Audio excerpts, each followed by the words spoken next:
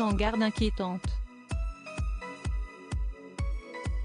Ce jeudi 9 février, nos confrères du Point ont consacré un dossier à la première dame, Brigitte Macron, et plus précisément à son rôle et son influence au sein de l'Élysée lors du second quinquennat de son époux.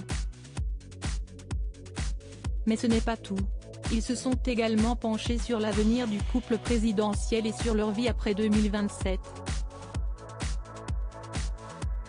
Et le moins que l'on puisse dire, c'est que certains proches des Macron, dont Carla Bruni, ne semblent pas rassurés. En témoignent les révélations d'une source proche de l'ex-première dame, au Point. Elle dit que le prochain sur la liste des juges, si est-il lui, qu'il va se prendre une avalanche de merde, a-t-elle confié, en mentionnant Emmanuel Macron et le dossier McKinsey. Pour rappel, le cabinet de conseil McKinsey est la cible d'une enquête depuis mars 2022. La raison ? Il est notamment soupçonné de blanchiment et de fraude fiscale. Un dossier épineux puisque la relation d'Emmanuel Macron avec le cabinet américain ainsi que ses comptes pour les campagnes présidentielles de 2017 et 2022 sont au cœur des préoccupations. Carla Bruni n'a donc pas caché son inquiétude à ses proches quant à l'avenir du couple présidentiel.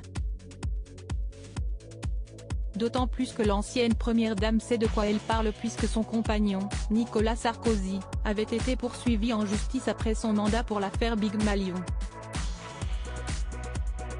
L'homme politique avait notamment été condamné à une peine de prison avec sursis. Supérieure à Brigitte Macron, Carla Bruni, Cécilia Sarkozy. Les looks portés par les femmes de président lors de l'investiture et quel avenir pour Emmanuel Macron après 2027 ?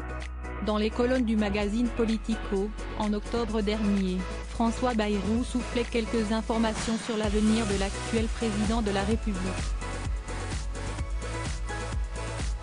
Le maire de Pau assurait alors qu'Emmanuel Macron ne comptait pas tirer un trait sur la politique, précisant que l'argent n'était pas une motivation pour lui. L'héritier de Macron, c'est Macron.